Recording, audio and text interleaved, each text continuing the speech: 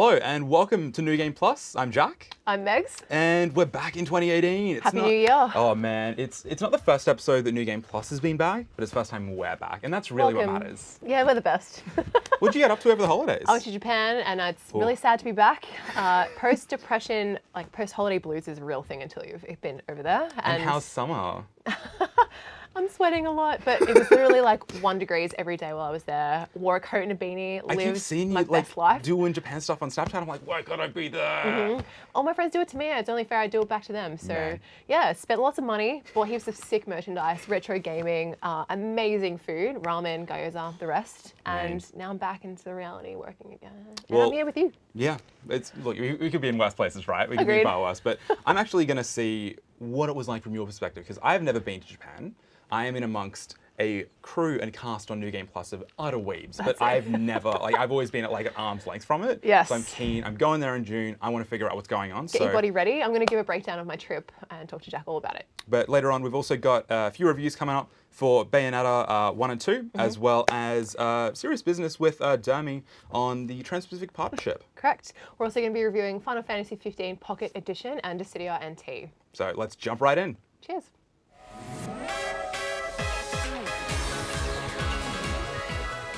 Now, Bayonetta has had one of those interesting runs. Came out on the 360 and PS3, if you'd consider it actually came out on the PS3, because it wasn't a very good game at launch. And then it kind of disappeared. Then Nintendo, of all companies, brought it back for the Wii U and gave us Bayonetta 1 and 2 for the Wii U, which just blew everyone's minds. But they've doubled down, and it's out on the Switch. I'm joined by Matt to discuss the Switch version of the video game. I guess the big thing to take away, and we should just get it out there right now, it's basically the Wii U version. It is basically the Wii U version. Everything down from the bundle package, Bayonetta 1, Bayonetta 2. It's exactly what you'd expect. There are a few minor additions that will kind of sweeten the pot, but I think the point that Nintendo was trying to make the entire time was, if you missed the Wii U, if you didn't buy a Wii U console, this is the perfect place. Well, that is the thing. It sold okay on the Wii U, but consider the install base of the Wii U. If you're reaching 10% of the audience, you're still technically only reaching maybe 2 million. You know what I mean? So when you've got such a heavy install base for the Switch coming into its launch, then it's worth looking at whether it's worth releasing that game again. And the lucky part is, while perhaps Bayo 1 doesn't stand up, Bayo 2 stands up as a great game. Oh, definitely. I mean, how long has it been now? Since 4 years? It feels like, it doesn't feel like that long, honestly. But once you go back into it, everything from, again, the original game, probably doesn't stand up as well as it used to. Second game, on the other hand, improves absolutely everything. So for context's sake, I think it's great that they bundled both games together, because it's like, you can see where it all started, where all the foundations were brought upon, and then Bayonetta 2 just knocks down those foundations and builds its own again. And that's great. And that is probably the way we would recommend playing it. I think once you play Bayo 2, you're going to get spoiled by some of the mechanics and how tight they are compared to Bayo 1. Bayo 1 was great, but it was very much that unpolished gem. So it had a great concept and all this great art and all that kind of stuff. And that definitely carries into Bayo 2. But Bayo 2 is such a cleaner, crisper, nicer experience. Plays with the format more. You can turn her into Raiden if you buy the right artifacts and stuff like that. So, it really does let you tailor the game the way you want to do it. And to me, it is probably the best brawler for a very long time. Definitely. Now, when it all comes down to it, we can sit here for the next 3 minutes gushing about how amazing Bayonetta 2 is, but we can talk about the Switch-specific things in general, like the amiibo support, so stuff like costumes and all that garbage can be unlockable right from the get-go. So the best part about that is, of course, the fact that, you do get the costumes unlockable. You can either buy them, so you spend your halos, not rings, halos. Yes. On that, but the main one is all the cool little notes you get. So you put the Splatoon amiibos on. Rodan talks about how he chatted to Sheldon about weapons. Yeah. And you put on one about Donkey Kong. So hey, that ape's a cool guy. It's very similar to the stuff with Super Smash Bros. Brawl when you don't go on the codec. Those kinds of little Easter eggs. Platinum Games have always had an incredible sense of humor, and it shines through. It definitely does. It's one of those stupid little things, but I think it's great. And I think if you haven't played the games before, it's definitely worth picking up and playing. The question you have to ask yourself is, do I still want to play this on the bus? And if so, then maybe it's still worth picking up again anyway. Spoiler alert, the answer is yes. Buy it again.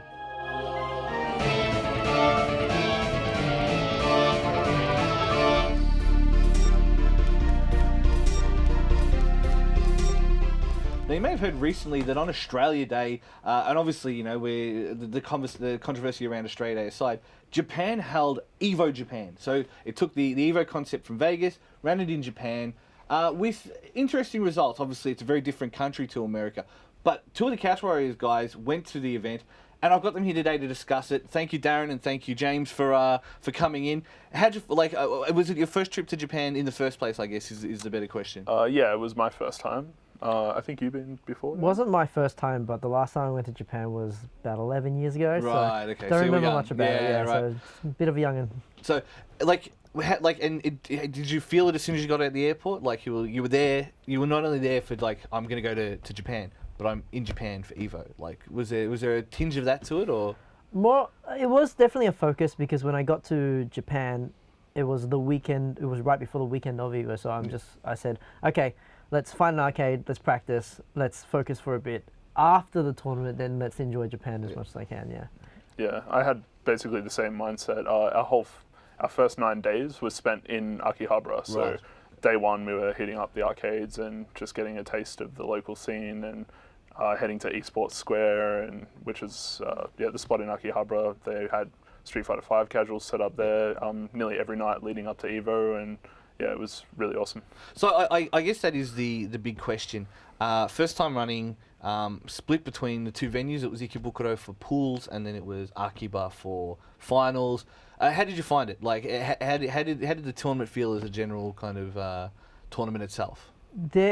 Because it was a free tournament, there were a lot of entrants. Yeah. Both present and of course people Absentees, that just signed up for the hell of it and just like chose not to either not rock up or just I'm in the other side of the country. I was never going to rock up anyway. Yeah. So it was just a lot of chaos. Yeah. And I think that with the way the Japanese people have to tiptoe around the rules of hosting a tournament, it was a lot more crowded than I think they were expecting, and it was like very stuffy, very, very warm in there, as heaps of people crowded around setups, just waiting for their match, and it's just like there was a lot of people, and it was very grueling. Yourself? Yeah, we definitely felt that. Like, I'm not sure about like the anime and Tekken side of stuff, but for example, like Street Fighter pools were 8-player pools, one setup per pool. And they were running like maybe 10 pools at a time. Wow. Okay. So it was both like that. Yeah. Like 2 hours per pool kind of thing. So it was a So- Well, like you say, being a free tournament as well, there's that people just sign up and it doesn't matter. I guess the bigger question of being, obviously we run lots of majors and minors in Australia. How was it different? How did you find the Japanese experience different to showing up to a BAM or showing up to a Rambat and OHN, that kind of thing? It's a bit more orderly in the fact that every time you played or finished a match, before they put in the results, they came up to you, showed you what happened, then they say, "Is that okay?" Yeah. And you're like, "Yeah, that's correct. I just got destroyed. I just destroyed him." And it's very weird. And also the orderly goes the other way around, where if there are difficulties of people not showing up, they don't really. There's no like consideration. It's like you're done. You're done. Yeah. Also with like failures or of equipment, there were a few problems around like equipment failing and all that stuff, and there's like no leniency whatsoever. Yeah. So there are a few players did cop a little bit of that, a bit of that due to like either PS4's drawing too much power or like things just malfunctioning on the day. It's just like nah. It's just the nature of the competition in Japan. It's just like you're done. Wow, brutal. Yeah. I mean, like, how did you find? I guess from a competition point of view, like, was it surprising how many killers you had in brackets? Because I mean, that is the thing with the Japan scene. There's a lot of people who don't travel, who don't have that kind of presence that we expect out of a Daigo and Momo and stuff like that. And they would have just been sitting there waiting for you in pools. How'd that go? Yeah, that was definitely the case. Like when I first pools came out maybe like 3 weeks before the tournament, and I had a look and I'm like, I don't recognize any of these names. Like there's a few that were just Japanese character names and stuff, and it wasn't until I got there on the day and I started asking around or with players who sort of could speak some English. I'm like, oh, do you know anyone? And they're like, oh, this guy Master Rank Bison, this guy Master Rank Ryu, and yeah, you find out that there's actually killers everywhere, and it was a very stacked tournament. Yeah. So what's your takeaway? Will you go back again next year if it happens? Like, what would you like to see change for next year? It's a hard question to ask because there are a lot of things that can be improved, but it's just about whether they can improve it with the infrastructure they have or with the model they put in place. And the rules as well. The fact that it's a free tournament is just rife with, like, you're introducing so many factors that can go wrong with that. I think they did the finals day really well, albeit like it was a little bit smaller scale, but what can you do? I feel that if there is a way to improve upon that, that would make it amazing. As far as what they have going for them is just the competition. The competition is just so fierce. Is that most of my day when I was like when I eventually got knocked out was just tracking all the Australians, my fellow brethren, and watching how they do, because that is like the most exciting way. Is just watching someone play and be like, all right, he needs to win this to get into top 64. All the Aussies are crowded around him and just like watching you. It's fantastic to be in there, and also fantastic to like meet the obstacles along the way, because you know that every time you're playing someone, he's probably going to be like a good player. Yeah. Yourself? Yeah, the same. Like, I went 1 and 2, so my day was over pretty quickly for Street Fighter. Wait, 1? That's all right. Yeah. Happy to get a win, but yeah, the rest of the day was pretty much watching some of the other boys from Sydney, and ROF from Melbourne was there, and a few of the other guys. So yeah, pretty much just watch their track into the higher levels. But yeah, no, just being there to support the guys was, yeah. Well, so that's EVO wrapped up. Thank you guys for joining me. Don't forget BAM very soon as well, 18th to 20th of May in Melbourne. Guys, thank you very much for your time. Thank you for having us.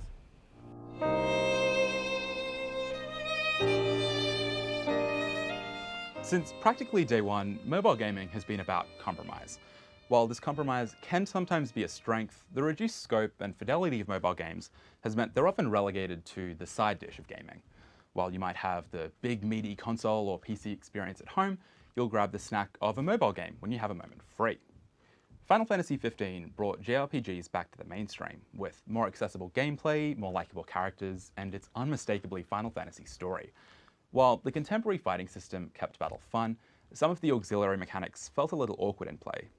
Over a year later though, Final Fantasy 15 Pocket Edition on iOS and Android brings the grandiose story and competent cast with you on the go, while shedding some of the original game's shortcomings. The biggest change you'll see from the console release is its visuals. While 15 looked more photorealistic, Pocket Edition brings more quaint, cuter visuals to the table. That means your phone will probably have a better time keeping up. Movement is handled by just holding down on the screen where you want to go, which fortunately sidesteps the issues that come with a virtual thumbstick. Battle is also far simpler. Instead of hitting, dodging, selecting magic, and all the other things you do in a Final Fantasy game, the battle system is mostly on autoplay. You select an enemy to attack, and Noctis continues to attack. If you want to switch from a sword to a polearm or broadsword, you hit a button, and Noct then uses that weapon to continue attacking. The only thing that really keeps you on your feet are a few QuickTime events, like when party members want to perform a special attack or to parry an enemy attack. A lot of the bigger open environments on console are traded here for more condensed zones, which means that accomplishing missions is far more immediate. The leveling system also brings a simplified ability tree that still offers plenty of choice, even if many of the abilities don't radically change the experience. All of this streamlining means that the game is pretty easy to jump into for a few minutes, short of a few technical hiccups. While the game often auto-saves, there isn't an easy way to check if the game is saved, which meant I was unsure if I'd lose progress after closing the game. On top of that, one of my saves actually corrupted and couldn't be reopened, meaning that I needed to start over from scratch. The first chapter is actually free, so if you're curious, it's easy to download and jump in, even if the full price isn't much less than a pre-owned copy on PS4. If you thought Final Fantasy XV's mechanics were a little obtuse, or the prospect of a massive world was overwhelming, Pocket Edition does a great job of streamlining the original experience, and it feels right at home on your phone.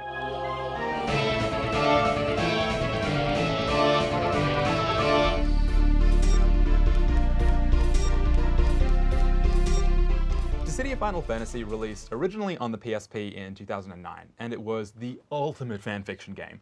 For some, the new, unusual battle mechanics made it stand out at the time. For others, it was pure, unadulterated fan service, bringing together characters from over 20 years of Final Fantasy. The game didn't even try to hide the fact it was reducing these iconic characters to tropes with its terrible writing and awkward delivery. And I loved it. The main pull was the gloriously trashy fanfiction. Supplementing this was the tight gameplay and meaty campaign, which was way more than you'd expect of a PSP game. Years later, the series was rebooted in Japanese arcades, and in January of this year, we got the console port in Dissidia, Final Fantasy, and T. With NT, the focus has hugely shifted from the story to the gameplay. And Matt, do you think that shift was worth it in the arcades? Well, it depends on who you ask, really. Yeah. If it comes to you, for a person who's played it on a PSP primarily, you're going to go, no. For me, hell yes. So Dissidia NT is a game that takes a lot of cues from a lot of those kinds of 3v3 multiplayer online arena games, in the same sense of like Gundam Versus and Virtual On in a sense, where you go around fighting enemies and you have sort of like a kind of a team dynamic where everyone has a specific role to play, like Vanguard, Assassins, people who juke to grab attention and distract. And then the Dissidia spin on this is that it brings the Brave and HP systems, which is you have sort of the primary Brave attack to steal Brave points, and the more Brave points you have, the more HP damage you can inflict. And so it's this sort of this tug of war that's really, really interesting. It was really interesting on the PSP, and applying it to the sort of Gundam style 3v3 is interesting, but from the perspective of someone who played the original PSP game, the package as a whole just doesn't feel that good. Yeah, well, when you look at it from there, like the perspective of a person who's played it primarily PSP, so there's going to be a lot of single player content. Yeah. The focus on Dissidia NT is primarily the multiplayer content. Almost entirely, yeah. So for someone like you who's played it on a PSP, you're going to be fairly disappointed. Yeah. The story mode content is what you'd think. Like, it's fan servicey, it's fantastic in that sense, but it's quite shallow once you finish everything. Well, really. I mean, the original PSP game was also quite shallow, but in the right way. In the right way. In this way, it's straight. Like, look, the original PSP game, you had a massive open world map, you had multiple campaigns, you had multiple characters to play through. There was a lot of meat. There was a lot that you got for your buck.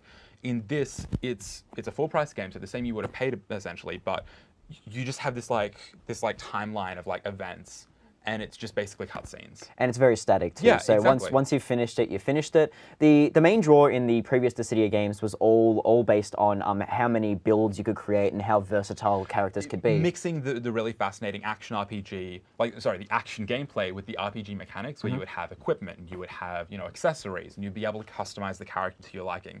That's all gone here. Yes. So it's all kind of static at this point in time, where you have every character has a specific role. So like Ishtul is a bit more of a juking character, and then Cloud like kind of hits really hard. So you got to like kind of work the way the game wants you to work, rather than Dissidia, where it's in the PSP version where you could just kind of do anything you want. Make what you want. It's your own playground. You can kind of you make your own fun. But yeah, I mean, for someone coming from you, it'd be mildly disappointing. But from me, from the perspective of trying to make it a more competitive multiplayer style game, they've succeeded on a lot of fronts. Yeah. Like the arcade game, I couldn't have enough of it, honestly. But for coming from you, on the other hand, I can understand why you're a little bit disappointed. I think that's a really, that's the biggest takeaway. Like, if you got really, really into the original and you were like, yep, I'm all about bringing all of these Final Fantasy characters together and bringing this ridiculous story together, and it feeling really, really tight, this isn't going to scratch that same itch. It is a multiplayer-focused, competitive style game. It is not the same single-player experience. You're not going to get the same meat here, but if you're looking for something more competitive, this will probably give you that edge. And that brings us to the end of the show, almost. Before we go, I want to figure out what I need to know before I go to Japan later this year, because you've just come back, and I'm going in June. That's still a little bit further off. But for Beby's first Japan trip, what are some of the pointers that I really need to know before I rock up? I don't know if you're ready for this. How long are you going? A week. It's this one's short, and I'm planning a longer one later. Okay, great. This is proper Beby's first Japan. Perfect. Hot tips. So essentially, I went for 3 solid weeks. We went for EVO Japan, and we spent the first literally 5 to 7 days in Akihabara, which is Electric City. Cool. You want to buy tech stuff. It's not really a cheap place to shop, but it has the selection that will blow your mind. It is simply next level for choice. How much money am I going to spend there? Lots. So pack nothing and expect to take everything home. I would pay for extra baggage, honestly. Oh, you won't God. regret it. How much did you bring back? We went with 2 suitcases and came back with 4. No regrets, don't judge me. Oh, It was the man. worst thing I've ever done. It was the hardest thing, going on packed trains. Anyway, Oh, but man. essentially, go over with. You don't even need too much spending money, honestly. It's a very cheap city to Okay. eat, and accommodation is really affordable. So but it's going to be all of the extra stuff, all of the collectible stuff. 100%. Shopping, merchandise, retro gaming, phenomenal food at really no cost. But Nice. it's also all about, if you're going in summer, Yeah, okay. I went in winter, had a coat and a beanie. It was all I needed, and I wasn't cold ever. Look, the Queenslander's going to be at home now. Like, I'm ready for ball soup. That's it. It's going to hit me like a bus, but I don't care. My hot tip is basically that Australian Visa debit cards and credit cards don't actually work on many ATMs. Yeah. So withdrawing cash before you go, or exploring the old 7-Eleven Family Marts to withdraw money and get sweet, sweet cheap alcohol and snacks to get you by. Was it good cheap alcohol, or was it just like cheap It was alcohol? more tastier because it was so damn cheap. right with 10 that. out of 10 would recommend. Get on the strong zeros. Oh, God. Apple, grape, all about it. Just hit all of it up. Yeah. Outside of that, like, are there any of the weird things that kind of caught you off guard that maybe I might not necessarily bump into, but I should know just in You case? can't avoid it, honestly. Essentially, the weird shit is everywhere. Get amongst it, embrace it, go down those side streets. If they look dark, just do it. Go up a weird elevator and explore what's there. You might find a really cool bar. I promise you. You might get mugged. It's actually the safest city I've ever experienced. Okay. I felt like I could walk around by myself without my partner the whole time. Ooh. And that's something I've never experienced here in Melbourne. So would That's a good recommend. feeling. Yeah. Damn. So we've got sort of like hit up that cash, Mm-hmm. make sure that you save a lot of money for all of the collectible crap. Yeah. Look like you're about to get mugged, but don't actually get mugged. I would also learn the basics of Japanese to get you by. They Yeah. really appreciate when foreigners get amongst the culture. Arigato, mate. Use that one. Really Ooh. good. Work to treat. And also, yeah, I would recommend. But the food is phenomenal. Themed cafes, cat cafes, Oh, art cat cafes I'm so keen for. Maid cafes. Oh, man. Meow, meow, choo. It's like a thing. Every time they serve you a meal, you got to like do the dance. It's a boy. thing. But yeah, I'm so hope you have the excited. best time ever. I'm looking forward to it, but we're going to be back next week with even more New Game Plus. Mm-hmm. Can't get enough of us. We're going to be talking about EVO, and you went to EVO. 100%. My review and like experience of that will be right up there. But also Dynasty Warriors 9. Got a few more reviews coming up, but that brings us to the end of the show for this week. If you want to check us out on social media, Facebook and Twitter, it's New Game Plus TV, and on YouTube and Twitch, it's New Game Plus TV, and the website, it's newgameplus.tv. So thanks so much for hanging out. My absolute pleasure, Jack. It's good to see you. Thanks, Same to guys. you, but we'll see you next time.